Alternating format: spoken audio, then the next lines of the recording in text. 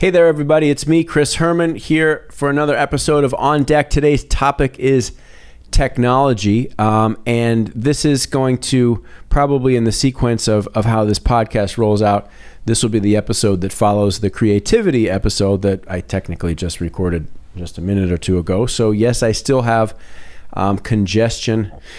Excuse me. Pardon me.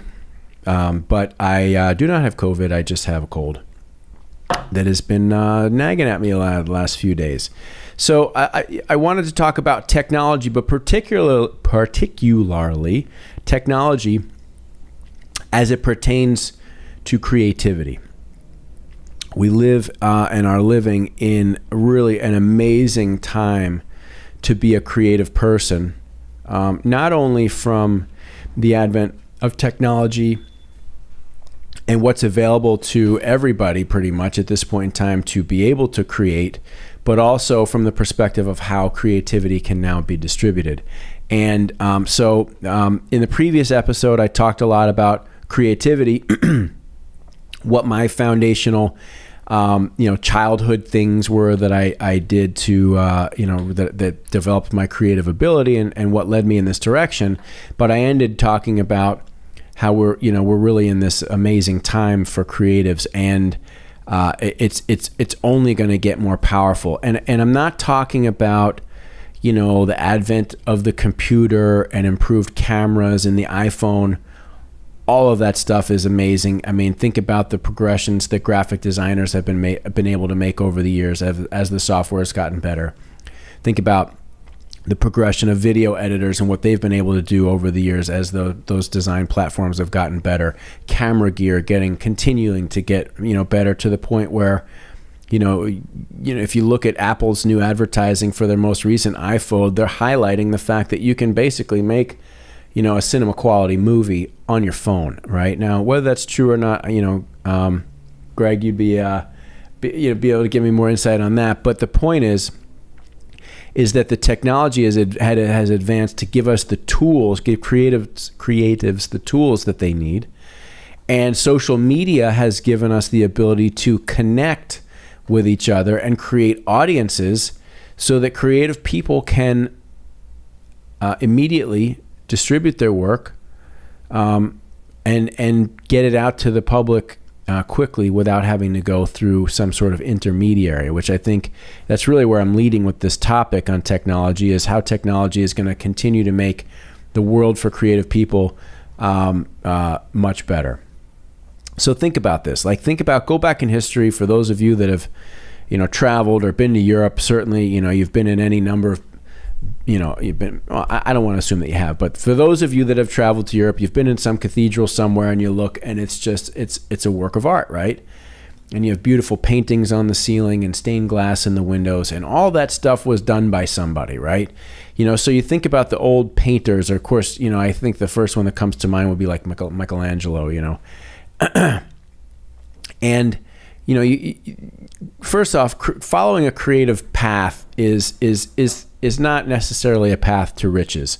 I think anybody, who grew up, at the same time and I did, if you expressed to your parents that you wanted to be a musician or an artist or a poet or a writer, there was usually sort of that same response, like, oh my God, you're going to end up broke. You're going to end up on drugs, like whatever it was. But it was not something that was particularly encouraged because, for years and years and years, painters, musicians, actors, writers, they didn't necessarily make a lot of money. It's a labor of love to commit yourself to a life of creating, knowing that there may not be any financial reward for you. And if you look back to the old painters, they were often commissioned, right? So the Pope or a religious leader or a king or a queen or a noble person would commission an artist to do a piece. I don't know how that exactly worked out from the perspective of how they got paid. I mean, I guess, they were happy to be commissioned to do the work, right? And they did get paid for it.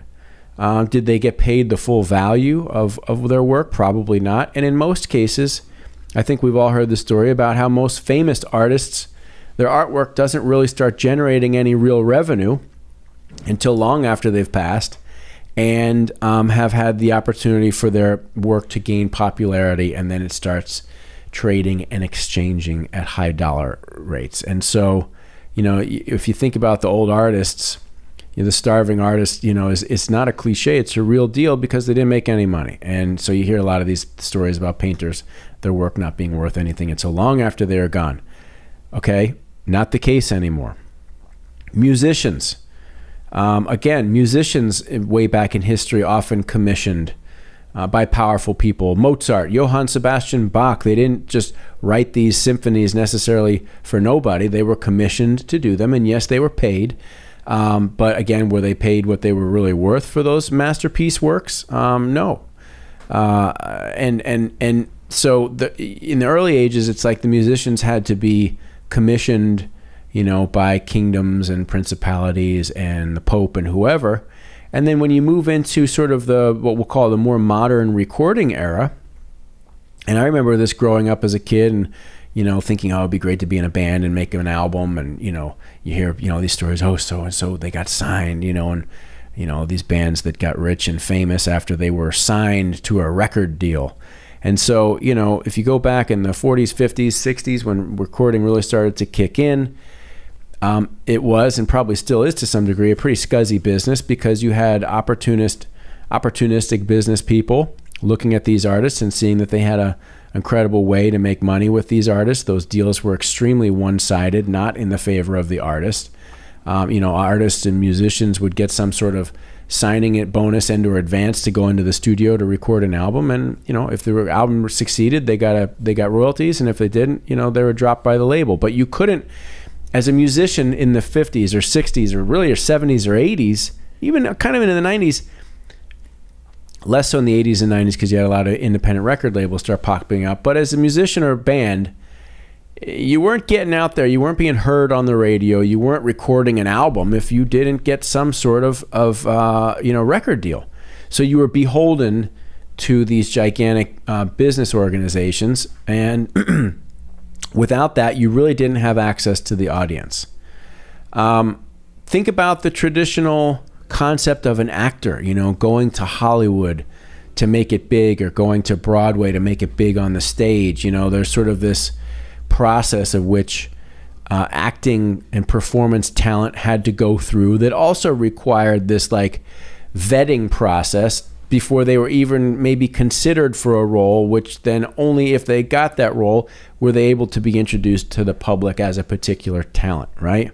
So whether it's, the artists of the old time, musicians up until only within a couple decades ago, actors even up until now to some degree, there was always this, as a creative person, sort of you had to subjugate yourself to somebody else to get your work exposed and to get paid, right? And in most cases, most of those transactions, those business transactions regarding the artist's work and performance and compensation, in most cases, they were extremely one-sided, not in favor of the artist. Because, how many just kids or actors or actresses or, musicians, guitar players, painters, if you've chosen that life, you're not particularly well-versed in contract law and negotiating for royalties and rights to the ownership of your catalog, et cetera, et cetera. So didn't work out real well.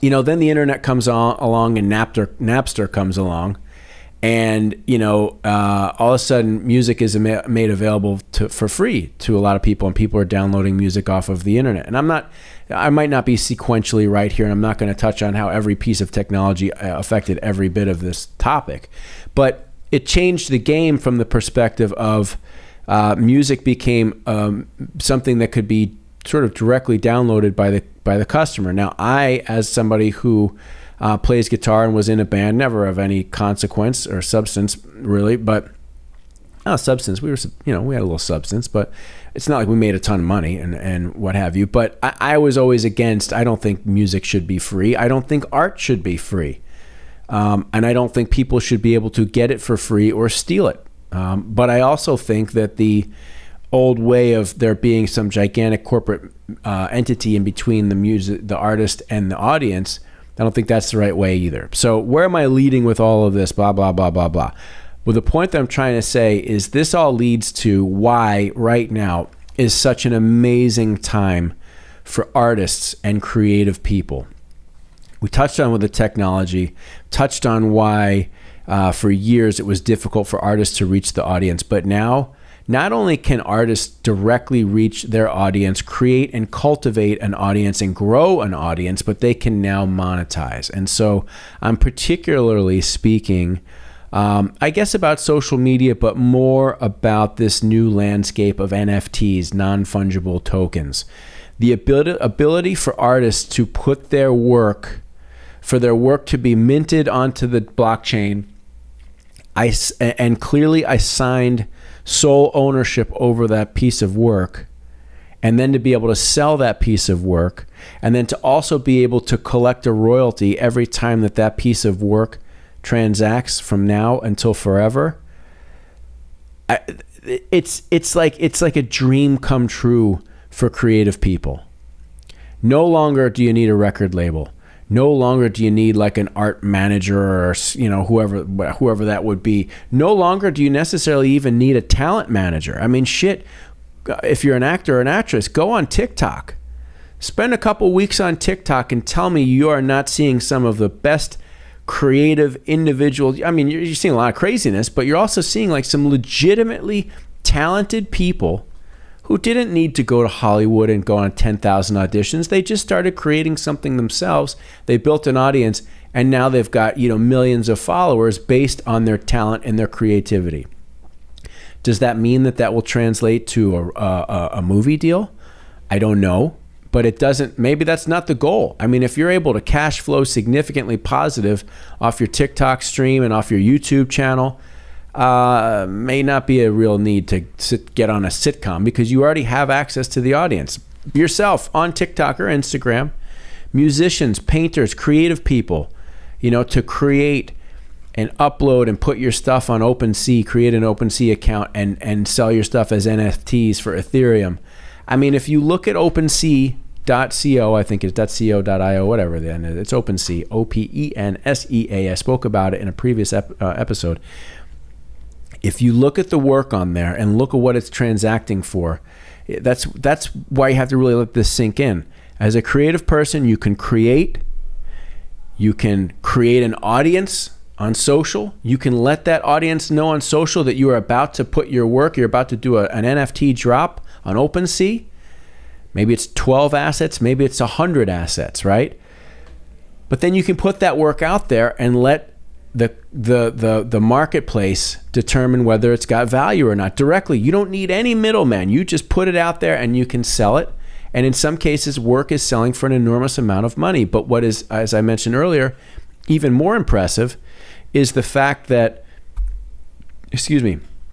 not only can you sell it, music, video, graphic design work, but you can also assign a royalty to your work. So you can say, okay, the price of this piece of graphic design, this art, you know, that you could put on a gigantic video screen in your house and it would be so beautiful, it's 10 Ether. Okay, that's $40,000. But in addition to it being 10 Ether, I'm also placing a 10% royalty built in to this piece of art. So if somebody buys it for 40,000 or 10 Ether, right?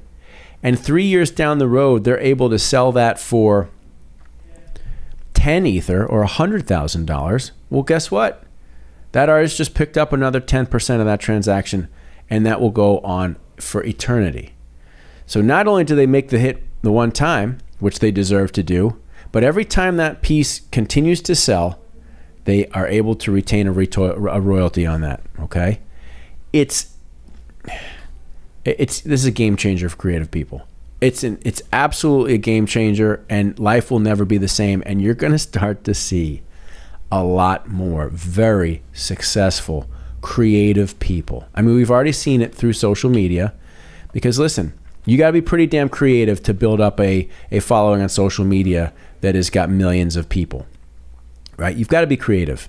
Okay, people aren't following that stuff just based on personality. It's personality, it's creativity, it's expression. That's what's generating the audience, right? So you take that and then the ability to create and transact and benefit from that financially, not needing a company, not needing a sponsorship, not needing any of that, but to be able to take that directly to the public.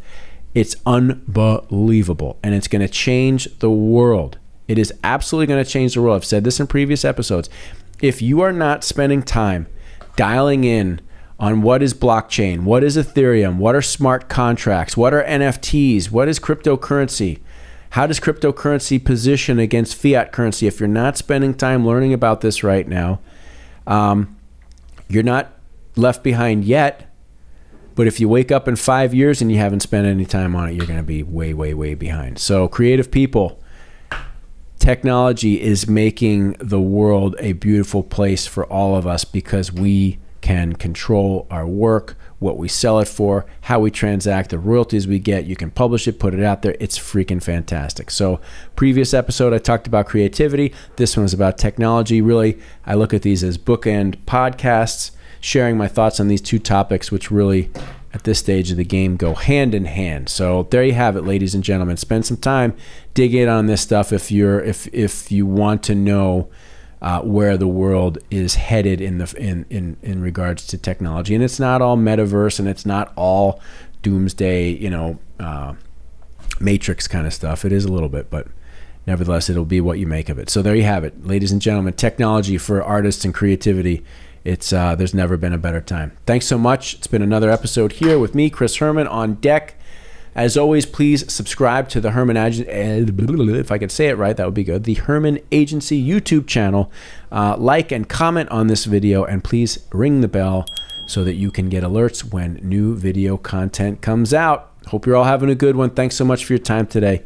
We'll see you.